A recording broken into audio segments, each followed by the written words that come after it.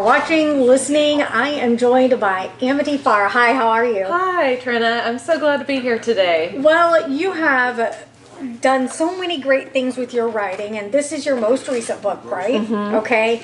Tell me a little bit about what the gist of it is, because there are a lot of new trends and fads similar, but yours is a little unique, so I'll let you explain. Sure.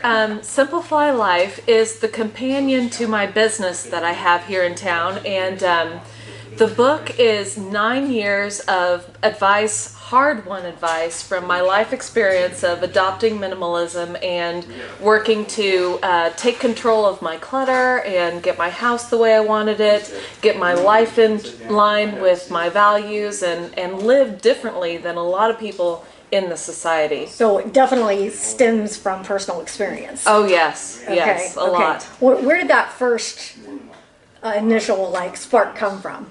Well, about 9 years ago, I was living the typical American life, and I was really miserable, and I couldn't put my finger on it at the time. I didn't know what was wrong. So I was actually in Borders bookstore in the self-help section, and I found a book called Secrets of Simplicity by Mary Carlo Magno, and I did the whole book, did it as a workbook, and I walked away knowing that for sure I wanted to get control of my stuff, and so I began decluttering twice a year, every year. Twice a year. Okay, so what's the point of decluttering in the first place? It's just about getting the excess out of your life. If you are not bothered by your scrapbooking project that you haven't gotten to in 2 years and it's just kind of laying in a corner on a table, if you don't have that, then it's not bothering you and you feel less stress. I really am a firm believer that every item that we own kind of owns us in a way, because it's like a silken cord is attached to the item and to us, and we're responsible for its care and maintenance. We're responsible for disposing of it properly, and if we go ahead and get the connection severed, then we don't have that stressor in our life. We don't even have it on the back of our minds saying, I really should attend to this at some point. Okay. So where would somebody start? Because we let that build, and the next thing you know, year after year, you've got quite an accumulation of a lot of stuff, and it can be so overwhelming. So where would somebody even begin? I really think you should start small, and I love the idea of starting with low-hanging fruit. Okay. So just pick something easy. Pick a drawer or a shelf. I am a big fan of doing things one thing at a time. I don't think that you should take your entire collection of clothes or books or knickknacks and put them in a pile, because what if you run out of time and then you have that pile haunting you for the next 2 or 3 weeks until you can get back to it? So just do little bits at a time. So one drawer, one shelf, and that means that at the end of a month you've done 30 things. At the end of the year you may have done 365 things, and my guess is you don't have 365 drawers in your home, so you'll get through it all in a reasonable amount of time. Yeah, and it does help, you're right, and it can take a lot of time. Just one bookshelf, I was amazed by the time we flipped through to make sure papers that we needed and didn't need were sorted. It took some time, but not so overwhelming that we couldn't feel like we accomplished something and handled it. In your book, you talk about media fasting and spending fasting. How can this help the process? Okay, media fasts are great to get a handle on your craving and your desire for more stuff. Taking you back a bit, there was a shift in advertising probably around 1950 when the boom started in America. And so before the 1950s, ads typically told you what a product did, where you could get it, how much it cost, etc. But after the shift, when psychology really became a big part of marketing and advertising, then the ad would tell you who you were or who you were not if you did or did not have an item. And so, the deodorant was supposed to get you the girlfriend, and the pair of jeans was supposed to make you look seductive like the supermodel that was wearing them in the ad, And so taking a break and doing media fasts will get you away from those stories that are told through the ads. And after you take a break from it and go back to it, then you can see the real message of advertising much more easily. And so it helps you make decisions about what you want to buy, really. Okay. And it allows you to see what you truly need and what they're selling. Okay. Spending fasts are another great tool. You can do it a couple ways. You can do a total blitz on spending, Yeah. or a category or an item.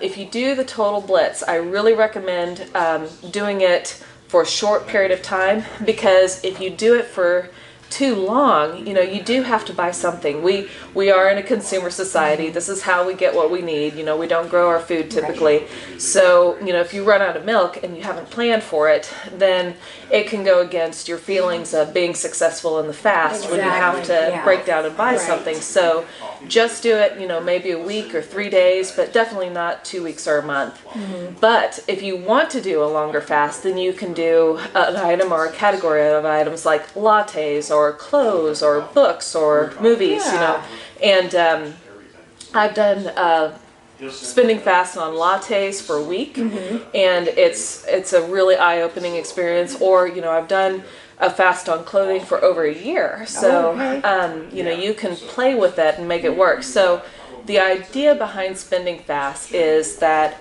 you want to take spending out of the unconscious where it winds up and put it back in the conscious realm. Okay. So a lot of us fly through life on autopilot, just mm-hmm.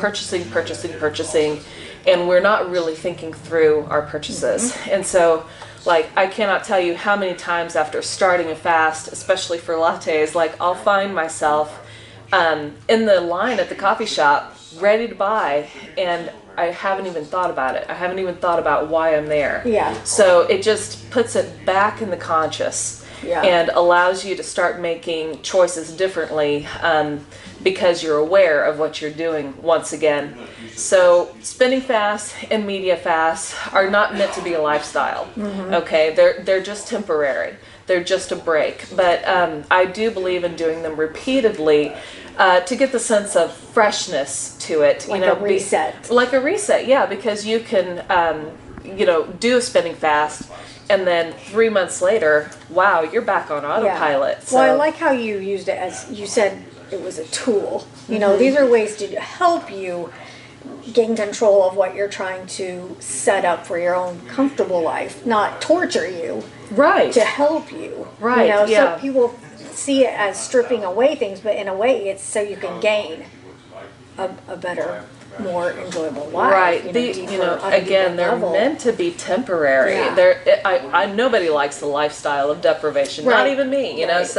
It's not meant to be without end. Okay. Yeah. Very good. Okay. And what about getting support for others? Because sometimes, say you are trying to be disciplined and you're saying, well, I'm not going to do lattes, and all your friends are going out. We're going out for coffee, and we're going out for this expensive meal, and you're like, okay, well, how would you say to incorporate that and still not be the fuddy-dud of the group, or, how do you do that? Well, sometimes you do wind up being the fuddy-dud. Yeah. But it is good to have an understanding with your friends and family about what you're doing and what this new lifestyle entails, and what you want it to mean, especially in the sense of having a community around you that understands you, so that holidays aren't hard. When you get gifts, having the understanding with your close friends and family that you can do one special gift, or maybe something that's consumable, mm-hmm. but you don't want another knickknack coming through your door, and that is huge. Also, I have found that in my experience with educating people on this, community is really important. Mm-hmm. I didn't have that starting out. Actually, it took me about 3 years to find somebody who was doing the same thing I was similarly.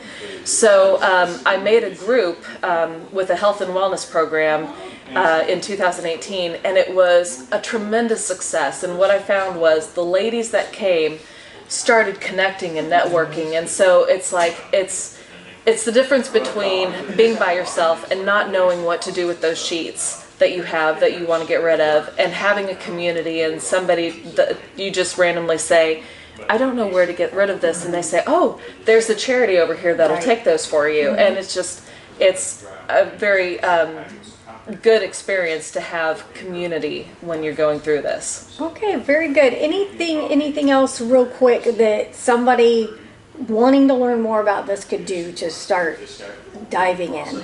Okay, well, if you're interested in my material, simpleflylife.com is the name of my website, and it's simple like the word simple, fly like the insect, and life like the life that we're living.com.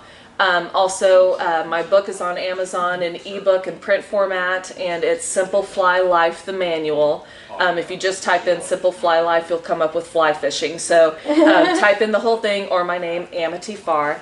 And otherwise, there's so much out there. So like Google minimalism, or Google minimalist lifestyle, or simple living, intentional living, things like that. And you should come up with a wealth of knowledge.